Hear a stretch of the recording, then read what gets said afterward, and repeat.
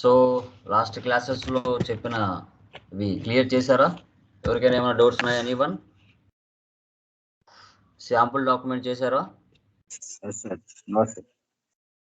Yeah, pending ఉంటే clear చేయండి. అదేవిధంగా అసెట్ అకౌంట్ కాన్ఫిగరేషన్ కూడా మీరు చేసేయాలి, ఎలాంటి డౌట్స్ లేకుండా. Okay, good done. Okay guys, ఇప్పటి వరకు మనం చెప్పుకున్న ప్రతిదీ కూడా ఇంటర్వ్యూ ట్రాకింగ్ ట్రైనింగ్. సో మనకి ఇంటర్వ్యూలో ఏదైతే అడుగుతారో అవే రియలిస్టిక్గా మనం ఇంతవరకు డిస్కషన్ చేసాం. ఓకే, సో వాటన్నిటిని మీరు 1-2 సార్లు ప్రాక్టీస్ చేయండి. నాట్ ఓన్లీ 1 కంపెనీ కోడ్, ఇంకా మ్యాక్సిమం ఒక 3 or 4 కంపెనీ కోడ్ చేసినా ప్రాబ్లం లేదు. ఓకే, ఇప్పుడు చేస్తున్న కంపెనీ కోడ్తో పాటు మళ్ళీ స్టార్టింగ్ నుంచి మ్యాక్సిమం ఒక కోర్స్ కంప్లీట్ అయ్యే లోపల మ్యాక్సిమం ఒక 10 కోర్స్ అన్న మీరు చేయాలి. అలా చేస్తేనే సబ్జెక్ట్ మీకు బాగా మైండ్లో ఉంటుంది. మహా అంటే ఎస్ఏపిలో మొత్తం టోటల్ కలిపినా కూడా ఎఫ్ఐ మీద ఒక 15 టాపిక్స్ ఉండవు, అంతే, అంతకుమించి ఏమి ఉండవు. ఓకే, సో ఎఫ్ఐ ఒకటి మీరు పర్ఫెక్ట్గా నేర్చుకుంటే ఈజీగా ట్రాక్ చేయడానికి ఛాన్సెస్ ఉంటుంది. Okay done. ఇంకా సిఓ అంటే అంతా మనము మహా అంటే దాంట్లో కూడా ఒక 6 or 7 టాపిక్స్ ఉంటాయి. దాంట్లో మ్యాక్సిమం ఒక 3 మనం నేర్చుకోగలిగితే ఈజీగా మనం ట్రాకింగ్ చేయొచ్చు ఇంటర్వ్యూని. Okay done. Ya guys, so మనం టుడే సిఓలోకి ఎంటర్ అవుతున్నాం, కంట్రోలింగ్లోకి. Okay done. పీడిఎఫ్ కనపడుతుందా? కన్ఫర్మ్ చేయండి. పీపీటీ కనపడుతుందా? కనిపిస్తుంది సార్. Ya ya done. కనిపిస్తుంది. ఓకే ఓకే యా గైస్, మీ పాయింట్ ఆఫ్ వ్యూలో సిఓ అంటే ఏంటి చెప్పండి. సిఓ అంటే కంట్రోలింగ్ అని చెప్తాం. ఈ కంట్రోలింగ్ అనేది ఇంటర్నల్గా ఒక కంపెనీలో ఎలా యూజ్ అవుతుంది మీకు తెలిసిన ఐడియా ప్రకారం చెప్పండి. Anyone? Internal reporting purpose sir. Internal reporting అంటే ఎలాంటివి? ఇంటర్నల్ రిపోర్టింగ్ అంటే లైక్ ఏదైనా డెసిషన్స్ తీసుకోవడానికి కానీ ఏదైనా కాస్ట్ రిలేటెడ్ ఆబ్జెక్టివ్స్ ఏదైనా జరిగినా సరే అది ఇంటర్నల్ గా ఉంటుంది అనమాట. Okay okay good. ఇంకా రిమైనింగ్ వర్క్ గైస్, ఇంకా reduce the cost plans. Okay, good, very good, very good. So CO is the internal reporting. Controlling is the highest hierarchy of CO అని చెప్తాం. ఎఫ్ఐ అనేది highest hierarchy of f i అనేది ఎలా చెప్తామో మనకి ఫైనాన్స్కి, controlling అనేది సిఓకి highest hierarchy అని చెప్పొచ్చు. Okay, main important role maintain చేస్తుంది సిఓ అనేది, మీరు బాగా గమనించాలి. ఓకే, దీంట్లో జస్ట్ మీనింగ్ చూడండి. CO is another important SAP model. ఇది కూడా ఎఫ్ఐ సపరేట్ మోడల్, సిఓ అనేది separate model. Offer to an organization. ప్రతి ఆర్గనైజేషన్లో ఇంటర్నల్గా సిఓ అనేది important. It supports coordination, monitoring and optimization of all the process in an organization. The main purpose of SAP controlling model is planning. Objective of controlling is to manage the costs and revenue in the organization. So ఒక ఆర్గనైజేషన్లో CO అనేది mandatory. Okay, ఇది ఏం support చేస్తుందంటే ఒక క్లయింట్లో బిజినెస్లో కావచ్చు, coordination, monitoring అంటే కాస్ట్ మానిటరింగ్ చేస్తుంది. డెసిషన్ మేకింగ్స్ మ్యూట్లో పెట్టుకుంటే నాయిస్ వస్తుంది. సో డెసిషన్ మేకింగ్స్ ఎవరైతే తీసుకుంటారో వాళ్ళకి చాలా కంట్రోలింగ్ ఉపయోగపడుతుంది. తర్వాత ఆర్గనైజేషన్లో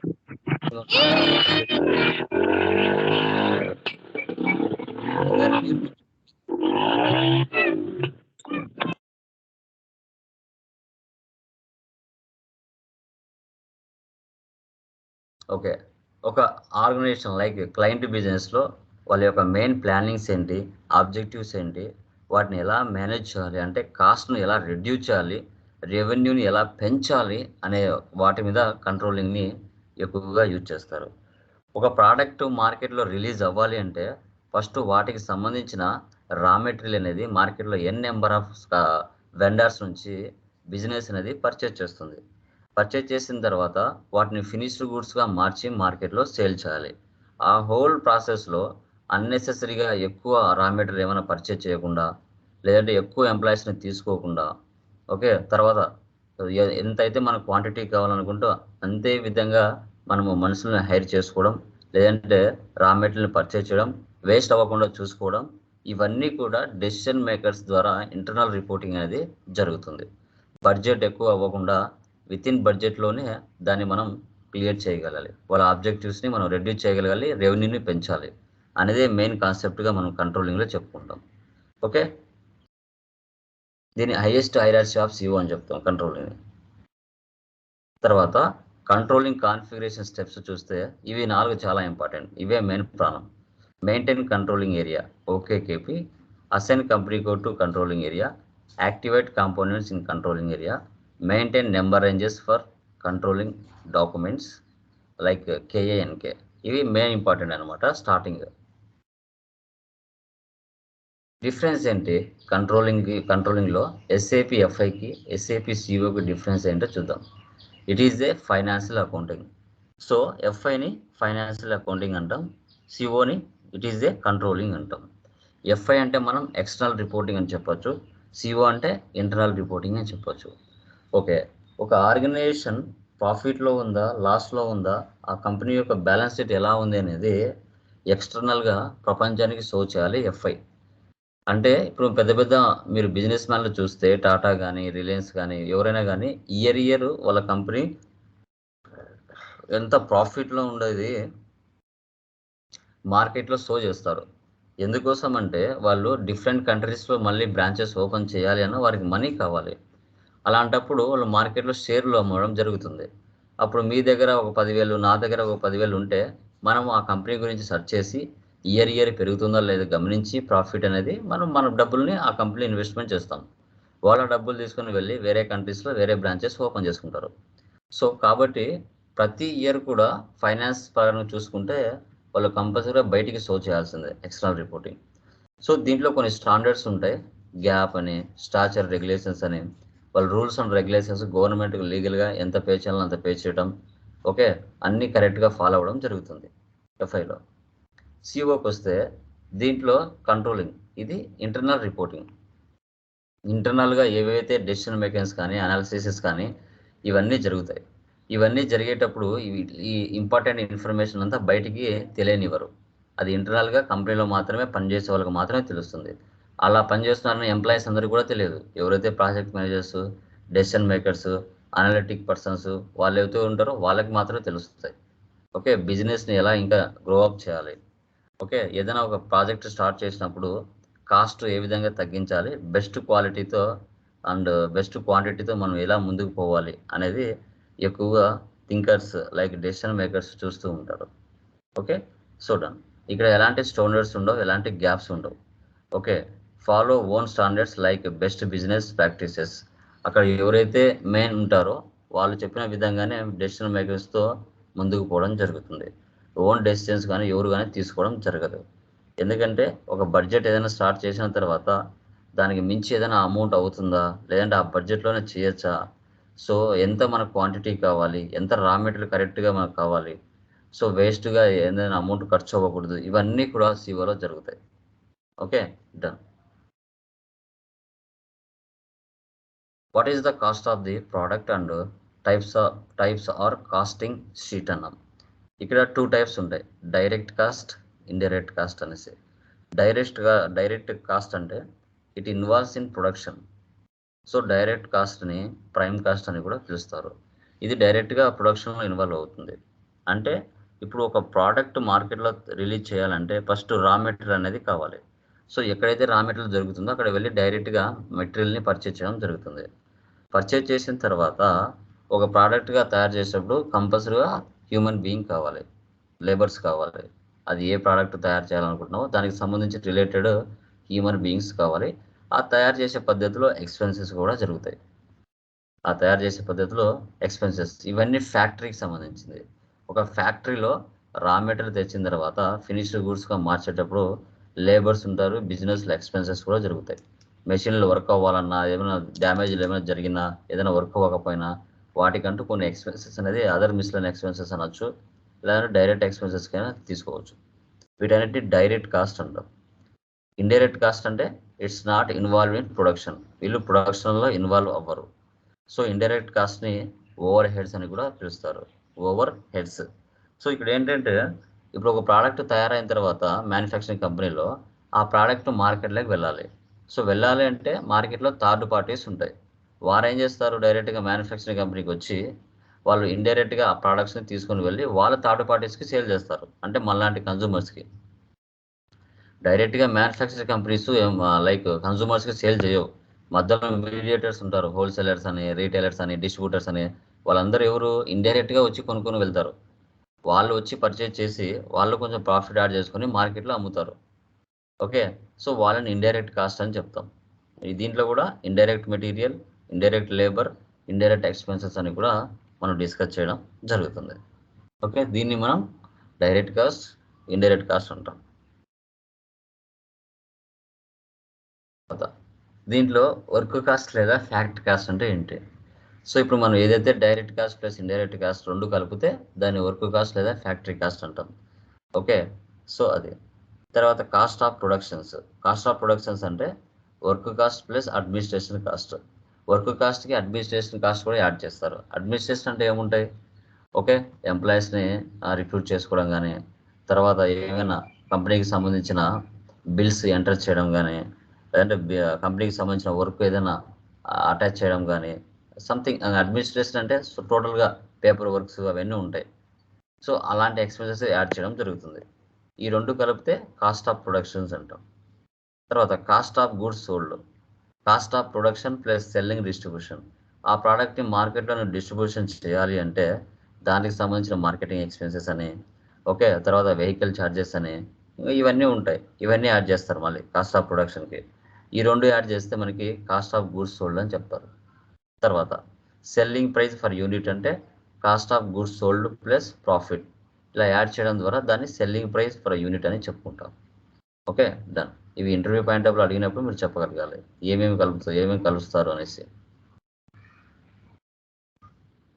కదా, SAP CO depends on 3 factors మీద డిపెండ్ అవుతుంది. First, budgets planning.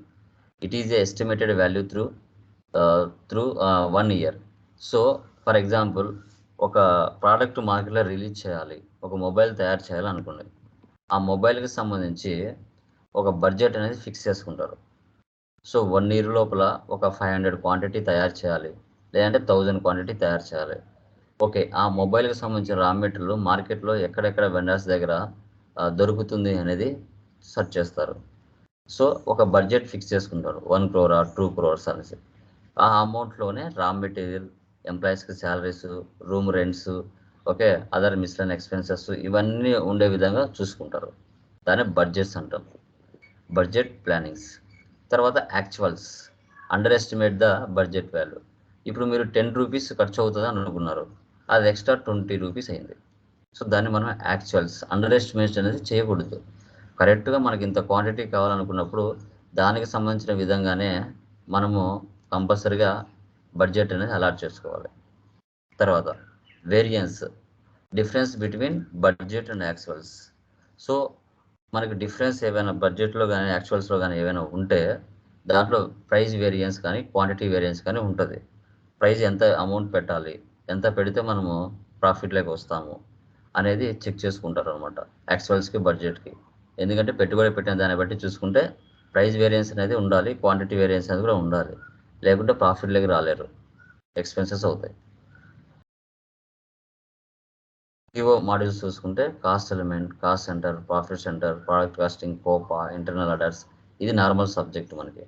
ఓకే, ఇది నేర్చుకుంటే మీరు 6 months అయినా ఉంటుంది సిఓ మొత్తం కూడా. ఓకే, బట్ ఎఫ్ఐ మీద మీరు వర్క్ చేస్తారు కాబట్టి సిఓ అంత అవసరం లేదు. జస్ట్ మనం cost element, cost centre, profit centre నేర్చుకుంటే చాలు. ఫస్ట్ వన్ చూడండి, కాస్ట్ ఎలిమెంట్స్ అంటే ఏంటి? Cost element accounting is cost career which carries the cost from SAP FI to SAP CO. It provides with an overview of the costs and revenues that occur in an organization. Cost elements అంటే ఇప్పుడు నువ్వు expenses, incomes FS00లో creation చేస్తుంటావు. Okay, so వాటిని ఏం చేస్తుందంటే carry forward చేస్తుంది ఏదానికి, సిఓకి. Same అవే వర్డ్స్తో, అవే నెంబర్తో సిఓలో కూడా జనరేట్ అవుతాయి. ఓకే, ఇప్పుడు నువ్వు రెంట్ కానీ, శాలరీస్ కానీ, తర్వాత ఇంట్రెస్ట్ రిసీవ్డ్ కానీ, తర్వాత కమిషన్ రిసీవ్డ్ కానీ ఈ జిఎల్స్ FS00లో క్రియేట్ చేసిన బట్టి వాటిని FI టు సిఓకి క్యారీ ఫార్వర్డ్ చేయడం జరుగుతుంది యాజ్ ఇట్ ఈస్గా. ఓకే, లింక్ ఉంటుంది, ఎఫ్ఐకి సిఓకి లింక్ ఉంటుంది. అదే కాస్ట్ ఎలిమెంట్స్ అని మనం చెప్పుకుంటాం. ఓకే, ఇప్పుడు ఎఫ్ఐలో ఎక్స్పెన్సెస్ ఇన్కమ్స్ ఉన్నప్పుడు సిఓలో కూడా ఉంటాయిగా, అది కూడా ఇంటర్నల్గా రిపోర్టింగ్ సబ్మిట్ చేయాలి కదా. సో చేయాలి కాబట్టి లింక్ బిట్వీన్ చేస్తుంది, క్యారీ ఫార్వర్డ్ చేస్తుంది. ఒక ఆర్గనైజేషన్లో జరిగే ఎక్స్పెన్సెస్ కానీ రెవెన్యూస్ కానీ ఏవైతే ఉంటాయో వాటికి లింక్ చేస్తుంది. ఓకే, దీన్ని కాస్ట్ ఎలిమెంట్స్ అంటాం.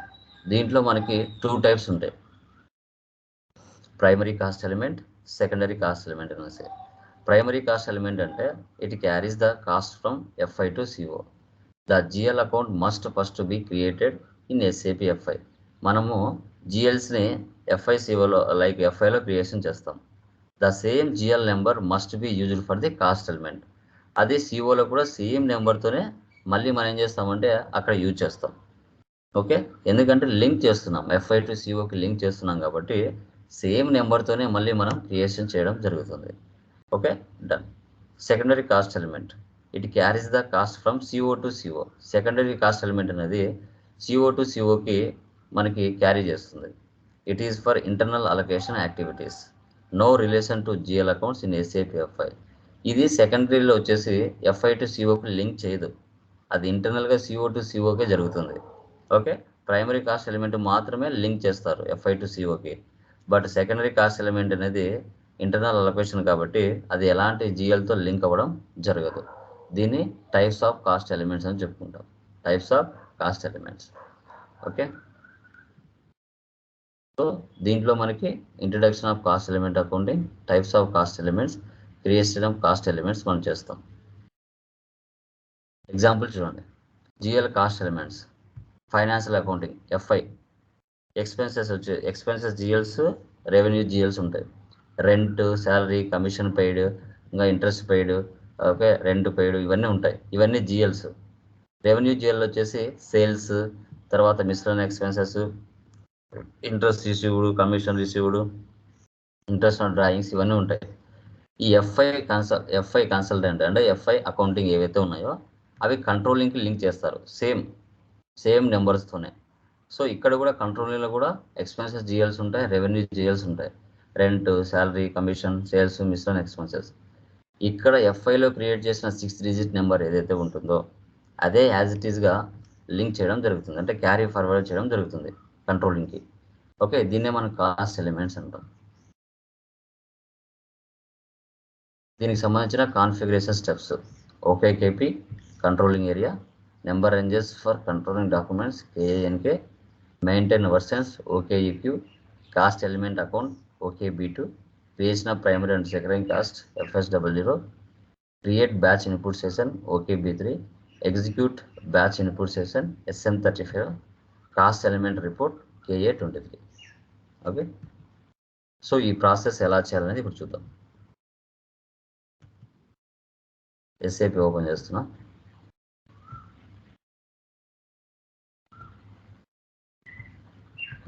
సింపుల్ అండి, పెద్దగా ఏం అంత టఫ్ అయితే ఏమి ఉండదు. బట్ మీరు ఒక 10 కంపెనీ కోర్స్ అయినా చేయగలిగారంటే ఎస్ఏపి ఈజీగా నాకులాగా మీరే టీచ్ చేస్తారు, అంత ఇదేం కాదు. అయితే ఇష్టంగా నేర్చుకోవాలి, ఏదో జస్ట్ మనం ఏదో ఎస్ఏపి నేర్చుకోవడం అయితే ఉండకూడదు. బట్ దాని మీద కంపల్సరీగా జాబ్ చేయాలనే ఉద్దేశంతో నేర్చుకుంటే ఈజీ, కొంచెం కమ్యూనికేషన్ స్కిల్ ఉండాలి.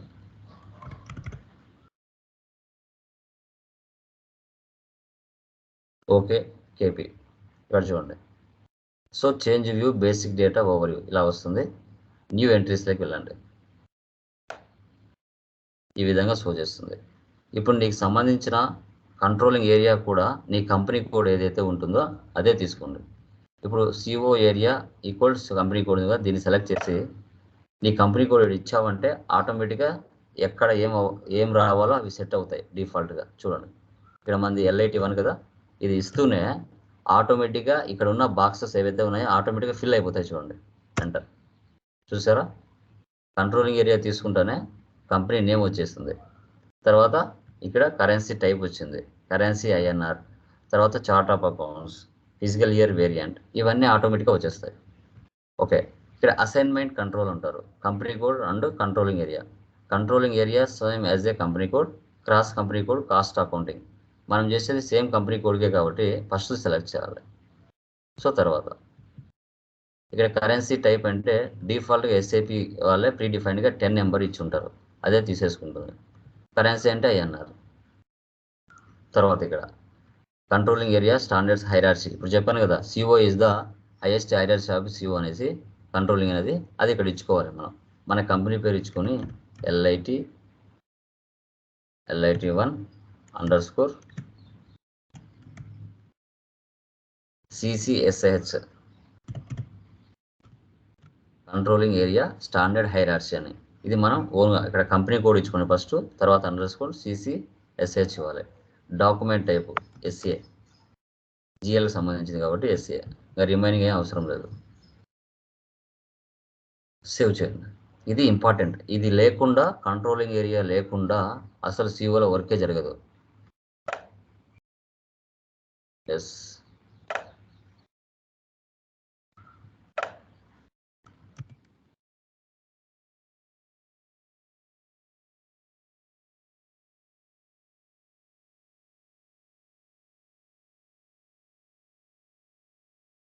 Save.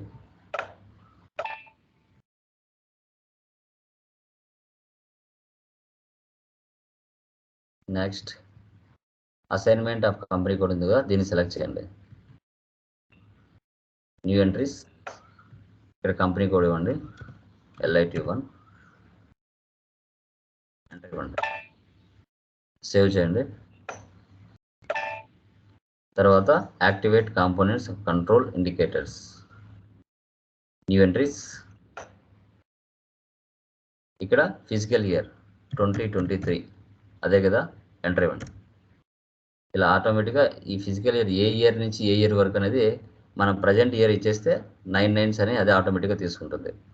Activate components cost centres, ఇక్కడ component not activate, component activate తీసుకోవాలి. తర్వాత ఆర్డర్ మేనేజ్మెంట్, ఇది కూడా యాక్టివేట్ పెట్టుకోవాలి. ఇవన్నీ కూడా లింక్ అయి ఉంటాయి. Cost elements to cost centres కూడా లింక్ అయి ఉంటుంది, అందుకోసం మనం యాక్టివేట్ చేసుకోవాలి. ఇక్కడ ప్రాఫిట్ సెంటర్ అకౌంట్ కూడా లింక్ అయి ఉంటాయి, ఒకదానితో ఒకటి లింక్ అయి ఉంటాయండి ఇవన్నీ కూడా, అందుకోసమే ఇక్కడ మనం తీసుకోవాల్సి వస్తుంది. రిమైనింగ్ మనకు అవసరం ఉండదు. సేవ్ చేయండి. ఓకే, ఇది మనం OKKPలో కంట్రోలింగ్ ఏరియాని క్రియేషన్ చేసాం. ఇప్పుడు ఈ కంట్రోలింగ్ ఏరియాకు నెంబర్ రేంజ్ క్రియేట్ చేయాలి. సో ఏముంది మనకి ఈడ T code KANK /n KANK, ఇక్కడ వచ్చేసి LIT1 గ్రూప్స్లోకి వెళ్ళండి. చూడండి, వెళ్ళిన తర్వాత ఇక్కడ COIN, CO through postings from FI, ఈ CO మీద సెలెక్ట్ చేసి చూడండి ఇక్కడ LIT1 నాన్ అసైన్డ్ ఎలిమెంట్స్ అని ఉంది. COIN మీద సెలెక్ట్ చేసి ఇక్కడ క్రియేట్లోకి వెళ్ళండి. ఇక్కడ క్రియేట్ చేయండి.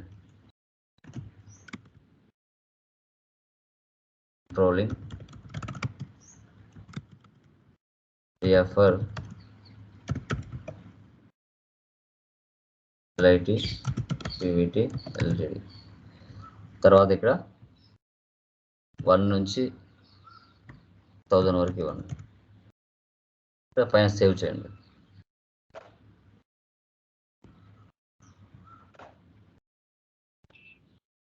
ద చేంజెస్ ఫర్ సేవ్డ్ అంటే నెంబరింగ్ ఇచ్చుకుంటున్నామండి, నెంబరింగ్. Okay, back. ఇప్పుడు చూడండి ఈ COI ఉంది కదా, ఇది సెలెక్ట్ చేసి ఎలిమెంట్ అండ్ గ్రూప్ సెలెక్ట్ చేస్తే ఈ పైన ఉండేది కిందికి వెళ్ళిపోతుంది ఆటోమేటిక్గా. దీని మీద క్లిక్ చేయండి. ఆటోమేటిక్గా ఇక్కడ చూడండి COIN అనేది ఇక్కడ నుంచి ఆటోమేటిక్గా లాస్ట్కి వెళ్ళిపోయి ఉంటుంది. LIT control area for LIT PVT LTD ఆటోమేటిక్గా ఇక్కడ వచ్చేస్తుంది. ఇవన్నీ కూడా మనము ఎలిమెంట్స్ అన్నీ ఎక్కడ చూసుకుంటాం, టేబుల్స్లో మనకి ఏ రిపోర్ట్ కావాలంటే ఆ రిపోర్ట్ చూడాలి అంటే ఇక్కడ ఉండే వాటిని మనం యూజ్ చేస్తారు. Related report revenues, report cost, అవన్నీ కూడా ఉన్నాయి చూడండి. ఒకవేళ ఇక్కడ LIT ప్రైవేట్ లిమిటెడ్ అని ఉంది, అది మార్చాలంటే దీని మీద క్లిక్ చేసి ఎస్ అని ఇవ్వండి.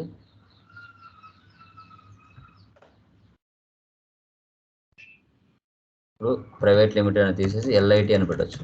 జస్ట్ దాంతో సేవ్ చేసుకుంటే మళ్ళీ చూడండి సిపి అనేది మళ్ళీ పైకి వచ్చేసి ఉంటుంది.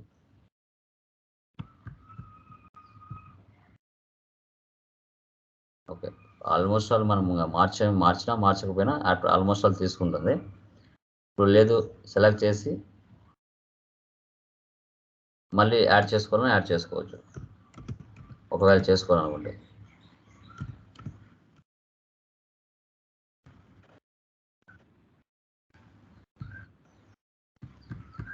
డిఫరెన్స్ కనబడుతుంది. వచ్చిందా ఎల్ఐటి పివిటి ఎల్టీడీ 1 అని. సో ఆ విధంగా కూడా మనం చేసుకోవచ్చు. ఓకే, మళ్ళీ ఒకసారి సేవ్ చేయండి. Next one okay EQ /n okay EQ enter. So ఇప్పుడు మీకు చెప్పాను కదా యాక్చువల్స్, వేరియన్స్, బడ్జెట్ అని. ఓకే, ఇక్కడ ప్లాన్ యాక్చువల్ వర్షన్ 0 సెలెక్ట్ చేసుకొని settings for each physical year select చేస్తున్నాం. సో ఇప్పుడు మనం క్రియేట్ చేసాం కదా కంపెనీ కోడ్, అది కంట్రోలింగ్ ఏరియా LIT 1 సెలెక్ట్ చేసుకోండి. వచ్చిందా 23, 24, 25, 26, 27. మన ప్రజెంట్ 23లో ఉన్నాం కాబట్టి ఇంటిగ్రేటెడ్ ప్లానింగ్ కాపింగ్ అలౌడ్ ఉంటుంది. ఇంటిగ్రేటెడ్ ప్లానింగ్ ఓకే చేసుకొని సేవ్ చేయండి ఒకసారి. ఎస్, మన అవుట్పుట్ డివైజ్ ఏముంటుంది LP01.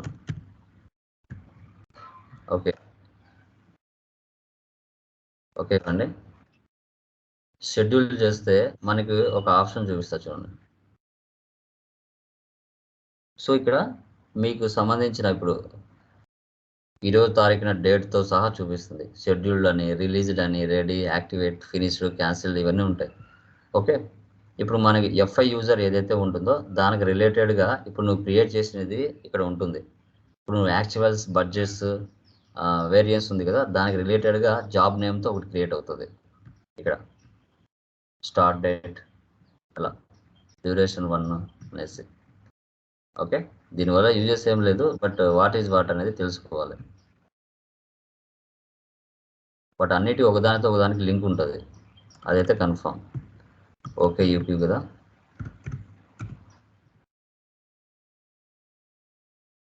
యా, ఇది ఇచ్చిన తర్వాత నెక్స్ట్ ఇక్కడ settings for profit centre account ఇది సెలెక్ట్ చేయండి.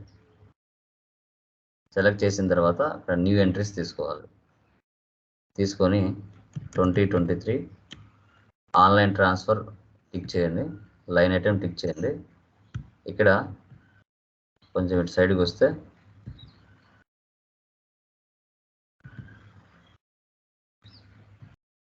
దీన్ని డ్రాగ్ చేస్తే ఎక్స్ట్రా టైప్ MM అని ఉంటుంది, అది సెలెక్ట్ చేయాలి.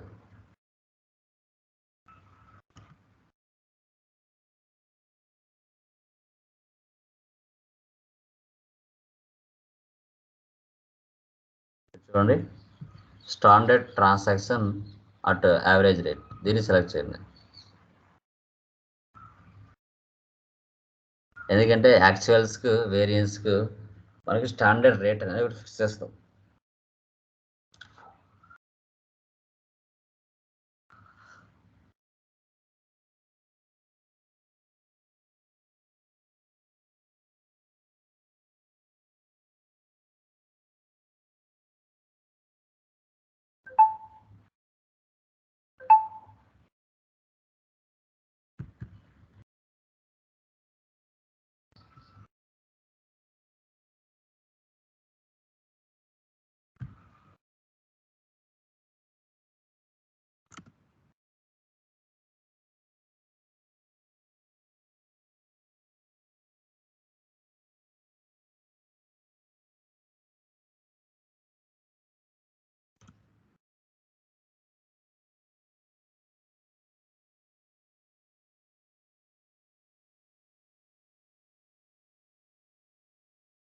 ఓకే, ఆటోమేటిక్గా వచ్చేసింది ఇక్కడ. ఓకేనా, ఒకసారి సేవ్ చేయండి.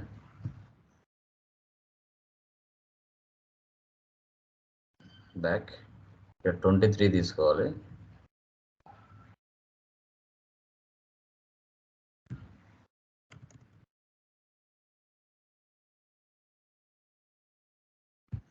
లేదంటే టైప్ చేయండి ఎంఎం అని తీసేసుకుంటుంది. సేవ్.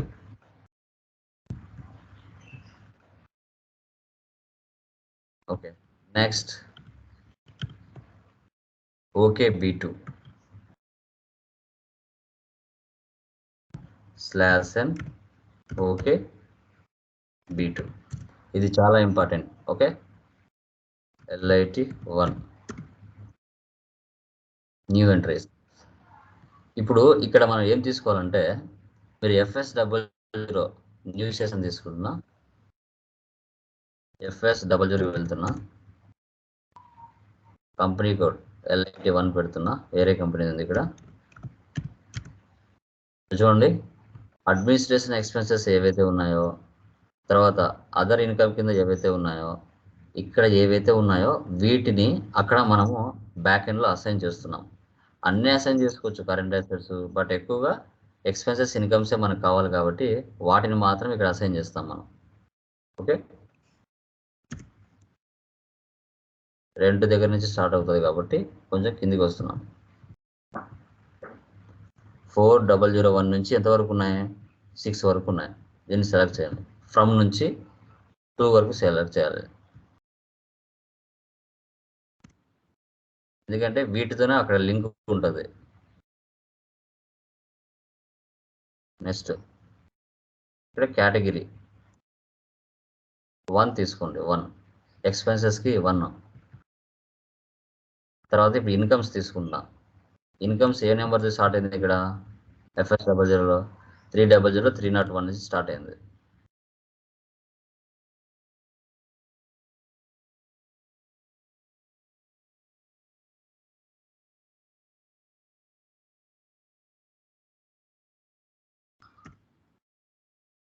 ఎంతవరకు ఉన్నాయి?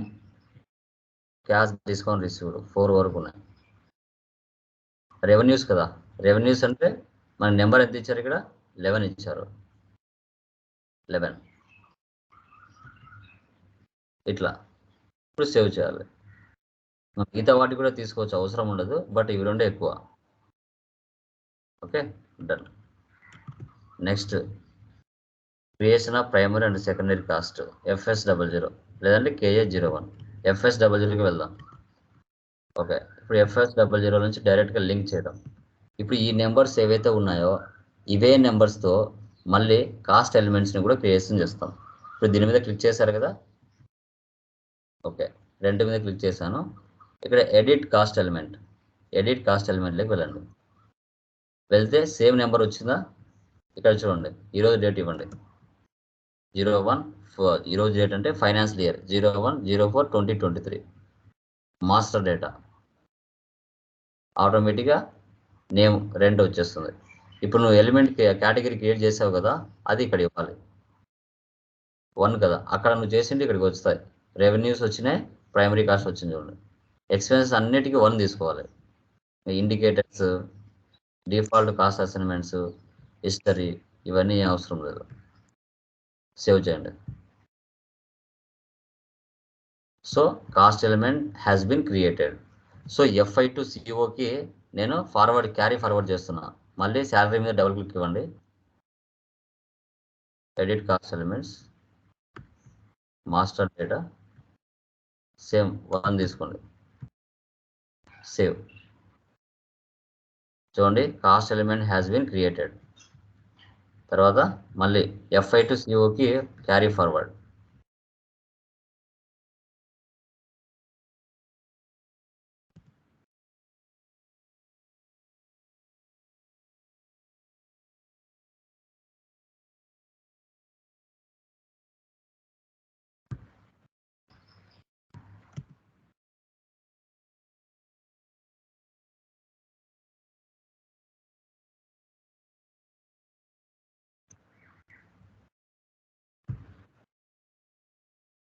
ఇట్లా ఎక్స్పెన్సెస్కి అయితే 1 తీసుకోవాలి, ఇన్కమ్స్ 11 తీసుకోవాలి.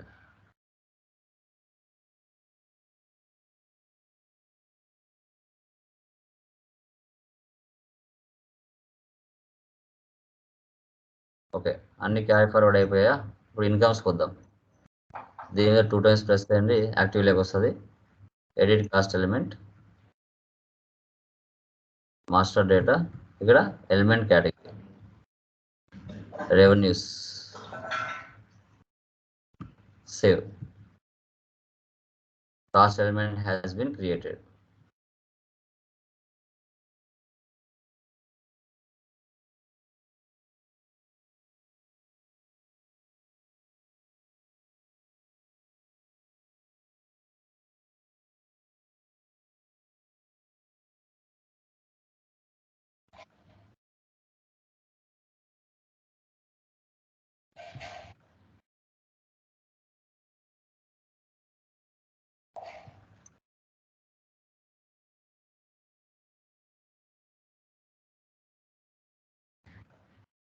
ఓకే, ఈ విధంగా FI to COకి క్యారీ ఫార్వర్డ్ చేయాలి.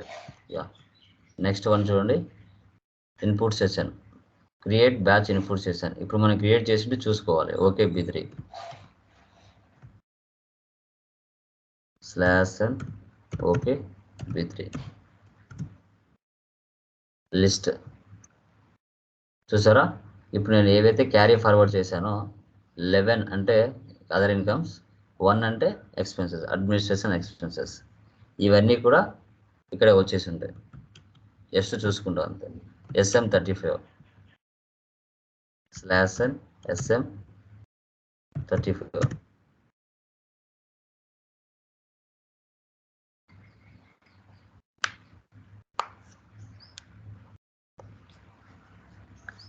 ఓకే, ఇప్పుడు నేను ఏవైతే చేసి ఉంటానో ఈరోజు డేట్తో 24/7/23 ఇక్కడ క్రియేట్ చేయించండి. Input batch input session create అయిపోయింది. Okay, so done. ఇప్పుడు దీన్ని సెలెక్ట్ చేసుకొని ప్రాసెస్, ఒక సెషన్ క్రియేషన్ అవుతుంది. Background process, 1 session transfer to background processing. Okay, ఇక్కడ ఇన్పుట్ సెషన్ ఏదైతే క్రియేట్ అయిందో అది ట్రాన్స్ఫర్ చేస్తాం. ఓకే, FI to COకి ట్రాన్స్ఫర్ చేయడం జరుగుతుంది. బ్యాక్. నెక్స్ట్ ఏముంది, లాస్ట్ వన్ KA23 రిపోర్ట్స్ చూడొచ్చు. KA23 all cost elements execute. చూడండి, కాస్ట్ ఎలిమెంట్ నేమ్ అంటే ఇప్పుడు GLs అన్ని కాస్ట్ ఎలిమెంట్స్గా మారిపోయాయి. Controlling area, date, cost elements. So ఇక్కడ చూడండి, కాస్ట్ ఎలిమెంట్ కేటగిరీ, ఇక్కడ GLs ఏవైతే ఉన్నాయో వాటన్నిటిని కాస్ట్ ఎలిమెంట్స్గా COకి లింక్ అయ్యే విధంగా క్రియేట్ చేయడం జరిగింది. ఇది అండి కాస్ట్ ఎలిమెంట్స్. కంట్రోలింగ్ ఏరియాని ఎలా క్రియేట్ చేయాలి, నెంబరింగ్ ఎలా అసైన్ చేయాలి, తర్వాత కాస్ట్ ఎలిమెంట్స్ని ఎలా క్రియేట్ చేయాలనేది టుడే క్లాస్లో మనం క్లియర్గా డిస్కషన్ చేయడం జరిగింది. రేపు కాస్ట్ సెంటర్స్ ఎలా చేయాలి, మనం GLస్ని ఎలా పోస్ట్ చేయాలనేది చూస్తాం. ఇది COకి సంబంధించి. ఏమైనా డౌట్స్ ఉన్నాయా దీంట్లో? Anyone? No sir. Yeah, clear. So ఇప్పుడు వరకు జరిగిన వాటిలో అన్ని క్లియర్ చేశారండి? ఎవరికైనా డౌట్స్ ఉన్నాయా ఎక్కడైనా? No sir. సో మ్యాక్సిమం ఒక 5 కంపెనీ కోర్స్ అనేది చేయండి. 5 కంపెనీ కోర్స్ అనేది చేస్తేనే సబ్జెక్ట్ అనేది మీకు అర్థమవుతుంది. లేదు అంటే కొంచెం కన్ఫ్యూజన్గా ఉంటుంది. ఇవే అండి మనం ఏవైతే టీచ్ చేస్తున్నామో ఇవి తప్ప వేరేటి ఏవి అడగరు ఇంటర్వ్యూలో. వాళ్ళకి ఇంపార్టెంట్ ఇవే. ఇక రిమైనింగ్ చిన్నవన్నీ మీరు నిదానంగా నేర్చుకున్నా ఏం కాదు. ఇమీడియట్గా జాబ్ కొట్టాలి అనుకుంటే ఇవి మెయిన్ ఎక్కువ. ఆటోమేటిక్ పేమెంట్, సో తర్వాత అసెట్ అకౌంటింగ్, తర్వాత dunning, accounts payable, accounts receivable, చాలు. Cost elements, cost candidates, okay, ఇవి వాట్ ఈజ్ వాట్ అని తెలుసుకున్నా చాలు. ఓకేనా? డన్ అండి.